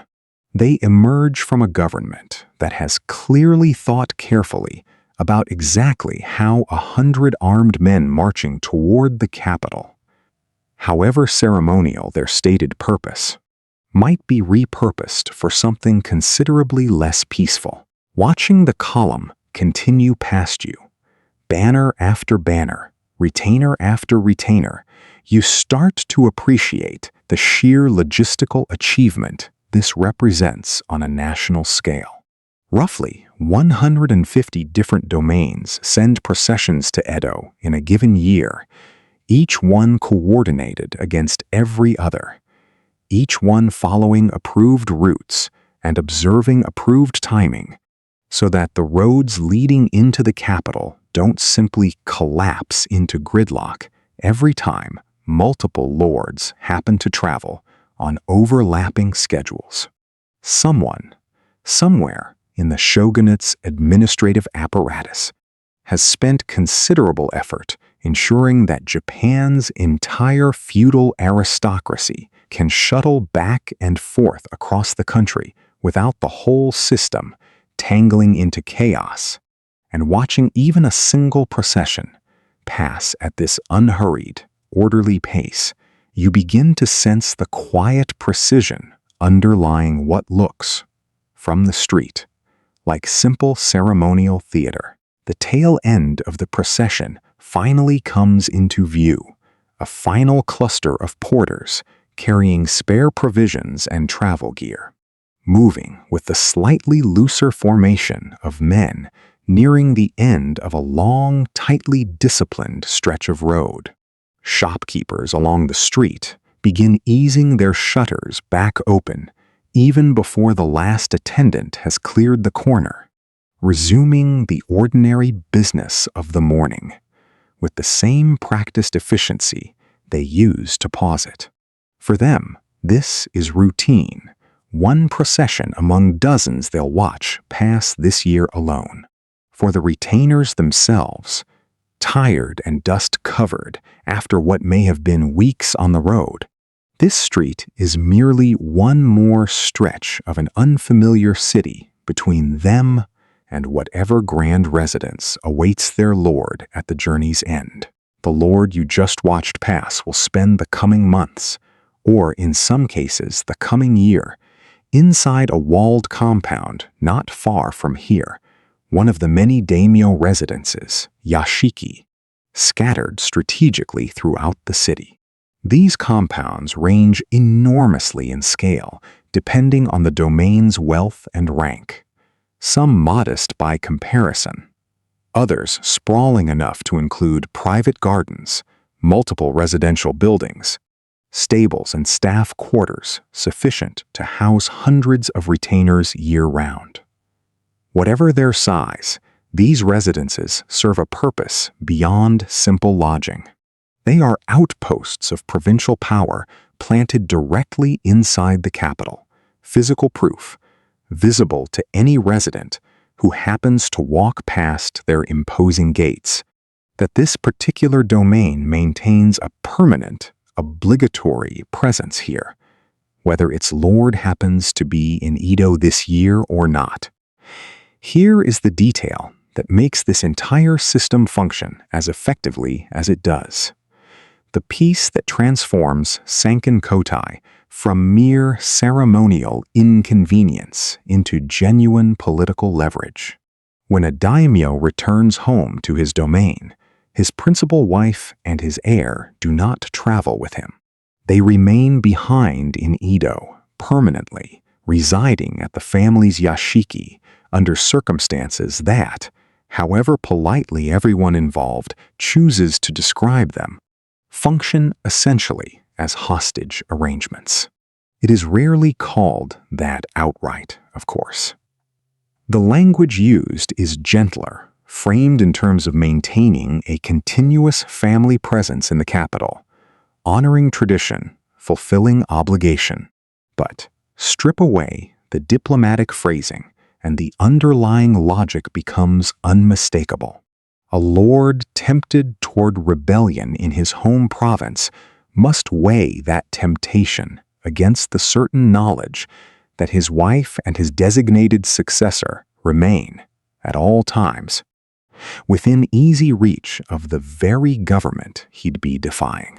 Picture, if you can, what daily life inside one of these residences actually looks like for the family left behind. A daimyo's wife occupies a position of considerable formal status, managing an extensive household staff, overseeing the domestic operations of a compound that might house dozens or hundreds of retainers, even in her husband's absence. She receives visitors, maintains correspondence, participates in the elaborate social calendar that binds Edo's elite households together through gift exchange, seasonal ceremony, and carefully calibrated displays of mutual respect. On paper, it is a life of considerable privilege, silk robes, attentive servants, a residence far grander than anything most Edo commoners will ever set foot inside. And yet privilege of this particular kind carries its own quiet cost. This woman may not see her husband for the better part of a year at a stretch, communicating instead through letters carried by messengers along the same routes his procession travels twice yearly. Her son, the heir, grows up largely within these walls, educated and groomed for a leadership role in a domain he may visit only rarely during his childhood. Raised more thoroughly in the customs and expectations of Edo's court society than in the specific character of the province he will one day govern. There is a particular kind of loneliness built into this arrangement, dressed in fine silk and surrounded by attendants, but loneliness all the same, the quiet cost extracted from a family in exchange for their domain's continued good standing with the shogunate. Consider what a single ordinary evening might look like inside one of these compounds during the long stretch of a lord's absence. Lamps lit early against the winter dark. A household staff moving through familiar routines that have long since stopped requiring the master's presence to function smoothly. The lady of the house might review household accounts, or receive a courtesy visit from the wife of a neighboring domain's residents. Another woman living out a nearly identical arrangement just a few streets away. The two of them perhaps finding, in each other's company, a rare kind of understanding that nobody outside these walls could easily offer. Their husbands, hundreds of miles apart in entirely different provinces, share more in common with each other in terms of daily obligation and constraint than either wife shares with almost anyone she might otherwise expect to call a peer. The heir's education, meanwhile, follows its own carefully structured path. Tutors instructing him not only in the martial and administrative skills a future lord requires, but in the exacting social choreography of Edo court life itself, the bowing, the gift-giving, the precise gradations of formal address that separate one rank from another. In many respects, he becomes more fluent in the customs of the capital than in the specific dialect, geography, or local grievances of the province, awaiting his eventual return. It is an odd inversion when you think about it. A domain's future ruler, shaped more thoroughly by the city, meant to control his family, then by the land he will, one day, be responsible for governing. Etiquette inside these residences operates according to rules almost as intricate as anything governing the shogun's own court. A dense web of protocol dictating everything from how a retainer addresses the lady of the house to which rooms a visitor of a given rank is permitted to enter. Servants train for years to navigate these expectations correctly. And a single misstep, a bow held a fraction too briefly, a greeting phrased with slightly the wrong degree of formality, can carry social consequences disproportionate to how minor the error might seem to an outside observer. It is a world built almost entirely around the careful management of appearance, where composure itself becomes a kind of currency, spent and protected as carefully as the household's actual finances. Waiting, too, becomes its own strange discipline inside these walls. Attendants wait for instructions. Wives wait for correspondence, sometimes for months, from husbands traveling distant provincial roads. Heirs wait, in a sense, for their entire adult lives to properly begin, groomed and educated for a role they cannot fully step into until their father either dies or formally steps aside. There's a particular stillness to daimyo residences that visitors sometimes remark upon, a hushed, deliberate quality utterly unlike the noisy, crowded energy of the commoner districts just beyond their walls. Behind gates guarded day and night, life proceeds according to a rhythm, dictated almost entirely by duty, obligation, and the slow, patient passage of time between one ceremonial occasion and the next. Outside those same gates, ordinary residents of Edo have developed their own quiet relationship with these grand compounds scattered throughout their city. A yashiki represents employment for local merchants supplying its kitchens, its stables, its endless need for fresh provisions and replacement goods.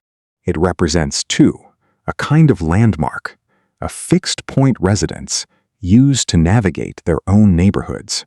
This street runs behind the Satsuma residence. That alley cuts past the northern wall of a lesser-known domain's compound. Commoners rarely interact directly with the families living behind these walls. The social distance between a merchant's daughter and a daimyo's wife might as well be measured in centuries rather than mere city blocks. But the residences themselves remain woven inextricably into the physical and economic fabric of daily Edo life, however distant the people inside them might feel. You think, standing here after the procession has fully passed and the street has resumed its ordinary rhythm, about how strange it is that the very system designed to control regional lords ends up shaping the daily texture of an entire capital city, its economy, its landmarks, its unspoken social geography, all quietly organized around families most residents will never meet, living behind walls most residents will never cross, waiting out obligations most residents can only guess at from a respectful distance on the street. There's more to see yet, though. If you're willing to follow the procession the rest of the way to its destination, past the gates and into the compound itself, where the real work of maintaining a lord's presence in the capital continues long after the banners and the drums have gone quiet. Inside, past the outer gate and the guarded checkpoint where retainers verify each arrival, against a carefully maintained roster, the compound settles into a rhythm entirely its own, distinct from anything happening on the street just beyond its walls.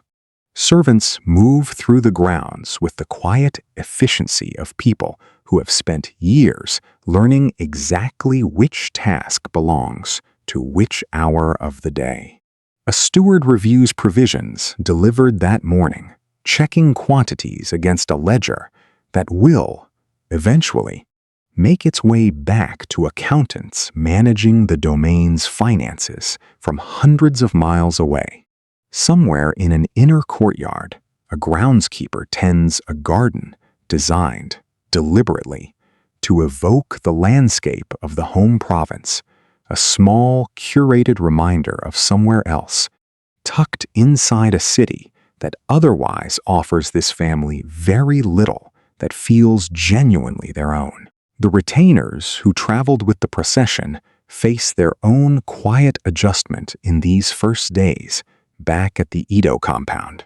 Many of them will spend the coming months living here as well, sleeping in shared quarters, taking meals on a fixed schedule, filling their days with duties considerably less dramatic than the disciplined march that brought them into the city. Some serve as guards, standing rotations at the gate or along the compound's perimeter walls. Others handle correspondence, accounts, the endless small administrative tasks that keep a large household functioning smoothly across two distant locations at once. A few, the younger sons of lesser retainer families, spend these months studying, attending lectures on statecraft or classical texts, treating their time in the capital as something closer to an education than a posting. A chance to absorb the customs and connections that might serve them, or their own descendants, decades down the line. Beyond the compound's inner staff, an entire secondary economy quietly orbits every yashiki scattered across the city, tradesmen and suppliers who depend on these households for a meaningful, steady share of their livelihood. A local rice merchant might count 2 or 3 daimyo residences among his most reliable customers, their large staffs consuming far more in a season than any single commoner household ever would. A tailor specializing in formal court attire might work almost exclusively for retainers preparing for a specific ceremonial occasion, his shop's fortunes rising and falling with the calendar of audiences and festivals that governs elite Edo life. Even carpenters and roofers, the very tradesmen who moonlight as firefighters in ordinary neighborhoods, sometimes find steady, well-paying work maintaining the walls and gatehouses of these grand compounds, their skilled hands moving seamlessly between demolishing a burning tenement one week and repairing a lord's garden pavilion the next. The lord himself, once he has completed the formal reception awaiting any daimyo arriving in the capital, settles into an entirely different set of obligations than the ones that governed his life back home. Here in Edo, his days fill with audiences at the shogun's court, ceremonial visits to fellow daimyo, careful attendance at whatever seasonal observances the calendar demands. None of this counts, technically, as leisure, though from a distance it might resemble something close to it. Elegant robes, refined conversation, the outward trappings of privilege. In practice, every interaction carries political weight. A poorly received gift, a misjudged comment during a formal exchange, a failure to display appropriate deference toward a higher-ranking lord. Any of these small missteps can ripple outward into consequences that reach all the way back to his home domain. There is no true off-duty here, no private hour entirely free from the possibility that someone, somewhere, is quietly assessing his conduct against an unwritten but rigorously enforced standard. Even something as ordinary as where he sits at a formal gathering, or how quickly he responds to an invitation from a fellow lord, carries meaning that an outside observer might easily miss, but that everyone inside this rigidly calibrated society reads instantly and without effort.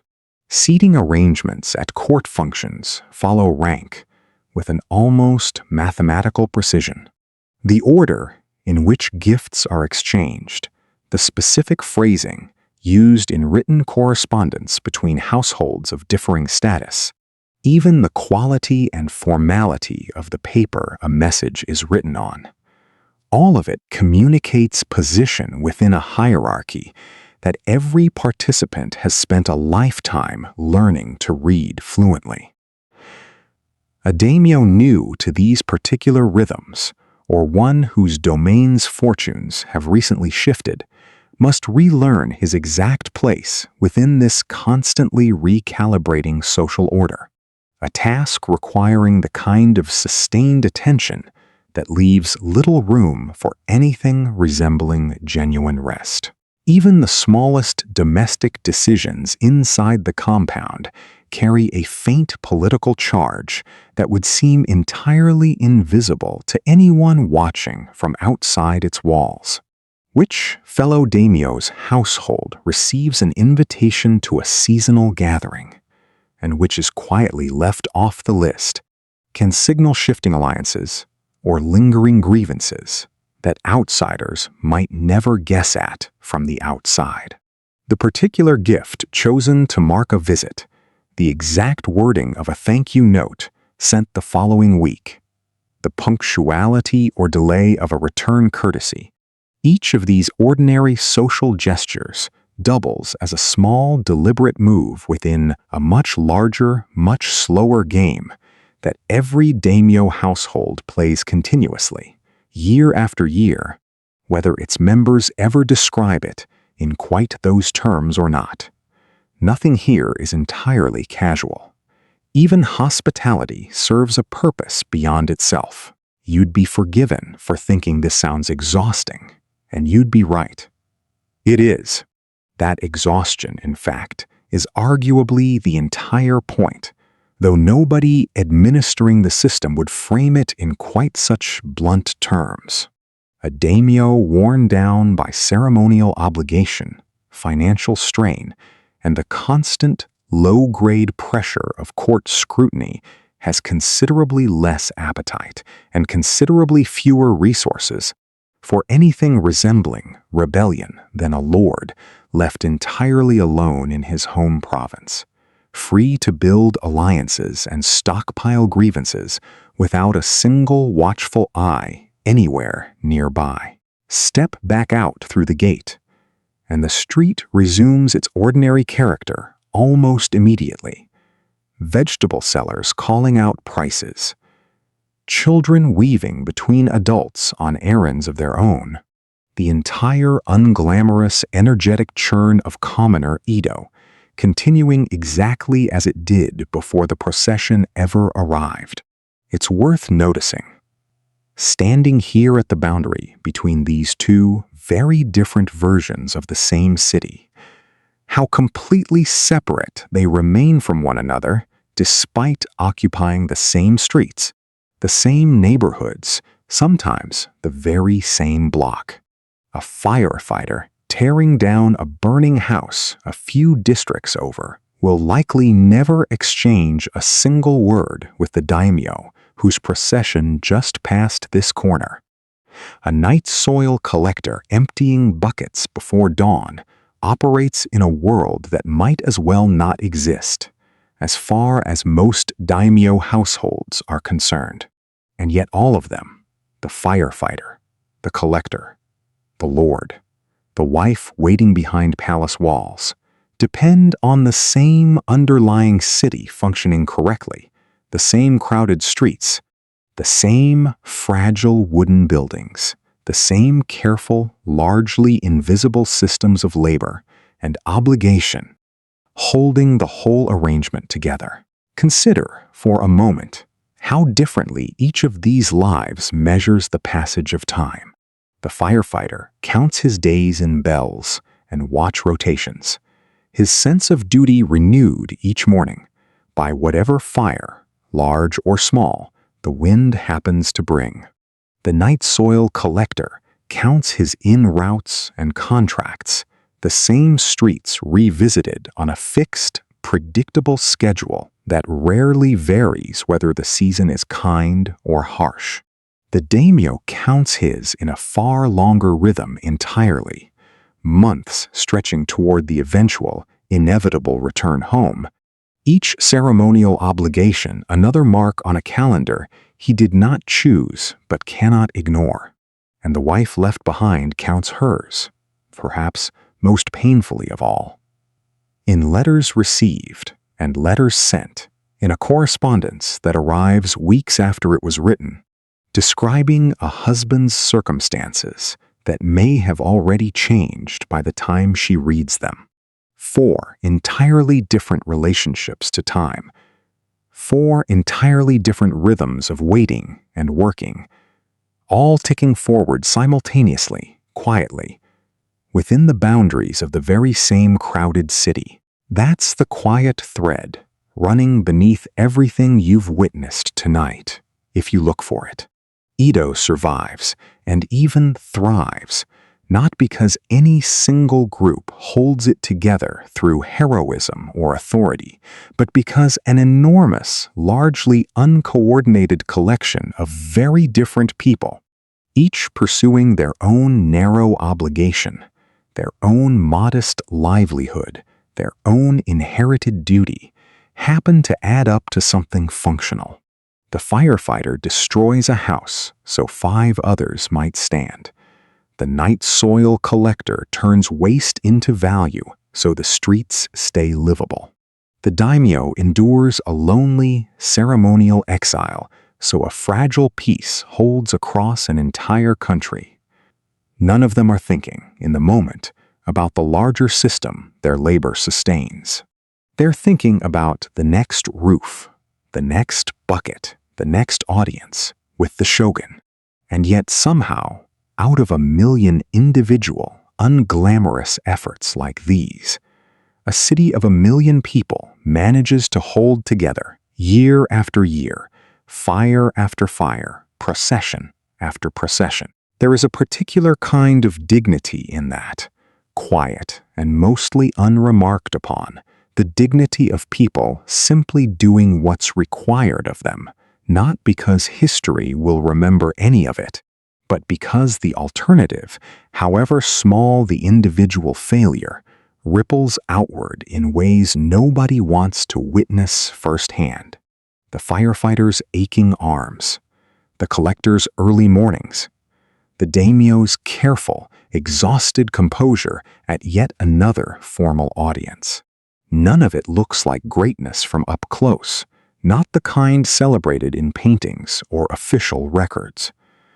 All of it, together, quietly, is exactly what greatness in a city like this actually requires.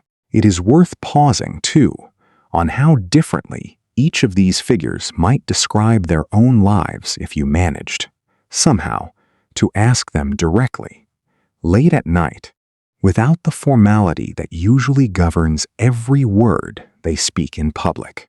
The firefighter would likely shrug and say simply that he does what needs doing, that the work is hard, but the pay in respect, however modest, makes it bearable. The night soil collector, if pressed, might describe his route with the flat, practical pride of any tradesman who takes genuine satisfaction in a job done reliably, day after day, without complaint or ceremony. The daimyo, if he ever allowed himself to speak plainly rather than diplomatically, might admit to a quiet, persistent longing for his home province, for a version of authority that didn't require quite so much performance, quite so much careful calculation behind every polite exchange. And the wife, waiting behind her garden wall, built to remind her of somewhere else, might simply describe the ache of distance, softened, perhaps, by the modest comfort of letters and the company of women living out an identical arrangement nearby. 4 honest answers, likely, if any of them ever gave one. 4 very different burdens, each carried without much visible complaint. Because complaint, in this rigidly ordered world, rarely changes anything at all. None of these 4 lives would ever choose to describe themselves as connected to the others in any meaningful way. And yet, walking these same streets tonight, moving from a burning rooftop to a devastated city, to a quiet alley of collectors, to a guarded compound gate, the connections become impossible to ignore. This is simply what a functioning city looks like from close enough, an enormous, largely invisible collaboration between people who will never meet, never thank one another, never fully understand how deeply their separate, unglamorous efforts depend on each other's continued diligence. One generation quietly handing the same unspoken arrangement to the next. Largely unremarked, largely unrecorded, and yet somehow never entirely broken.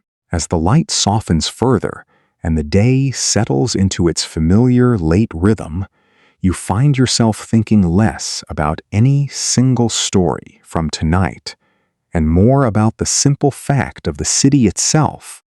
Still standing, still breathing, centuries removed from any of us now, and yet somehow still legible in the shape of its old streets, its rebuilt neighborhoods, its patient, cyclical habits of loss and repair. Edo was never a city that avoided disaster.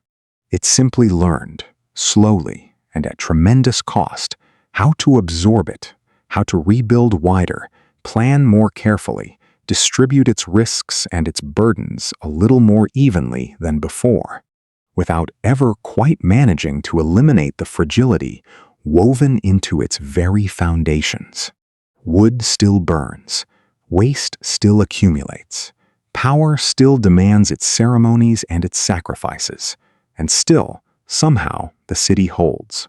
Walk these streets today, centuries later, and you'd find almost nothing physically remaining from the world you've spent tonight inside. The wooden rooftops are long gone, replaced by steel and glass, rising far higher than any Edo-era watchtower ever managed. The daimyo residences have mostly vanished too, their grounds repurposed into parks, government buildings, university campuses, their guarded gates replaced by open streets that any resident can now walk through freely, without a second thought about rank or permission.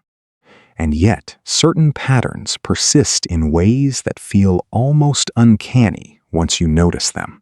Modern Tokyo still organizes itself, in part, around old district boundaries, first drawn in the rebuilding after 1657. Certain shrine grounds still occupy the same quiet corners they held 4 centuries ago, small islands of continuity inside a city, otherwise transformed almost beyond recognition. Their old names sometimes the only trace left of a ward, a canal, or a gate that vanished generations before anyone alive today was born.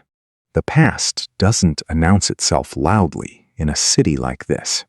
It simply persists quietly underneath everything built on top of it, the way a scar persists beneath skin that has otherwise healed.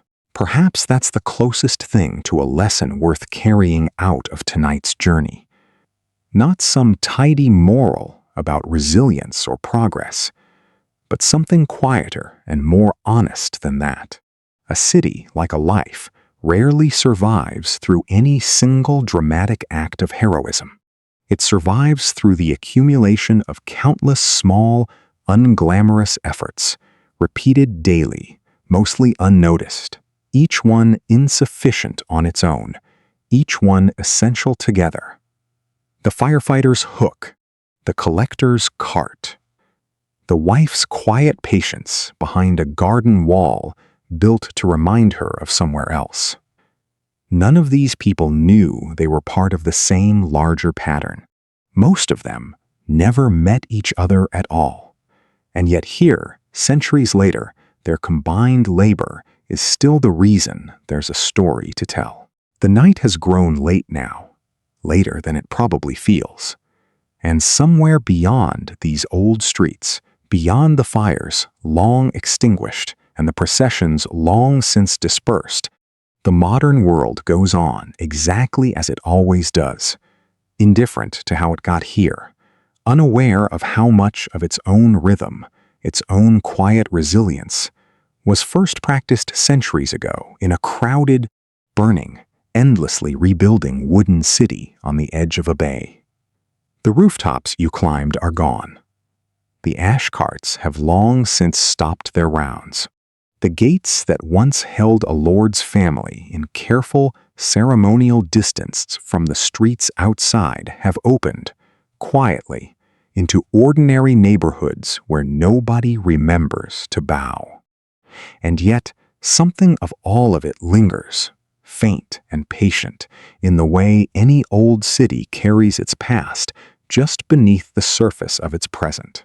You don't need to remember every detail of what you've heard tonight. You don't need to hold on to the names, the dates, the specific arrangement of streets long since paved over by history. Just let the shapes settle where they will. The weight of a wet jacket, the creak of a cartwheel, the hush behind a garden wall, and let your own room, wherever it is, however far removed from any of this, feel a little quieter, a little safer, a little more like the kind of place worth resting in. The fan hums on, the lights stay low. Somewhere far outside your window, if you listen closely enough, there might still be the faintest echo of a bell. Slow and steady now, no longer urgent, no longer calling anyone toward danger, simply marking the hour the way it always has, the way it always will. And somewhere, gently, the story lets go. The way a city eventually settles after a long day, the way a mind finally settles after a long night, drifting now, slowly, towards something calmer than any of it. Rest well.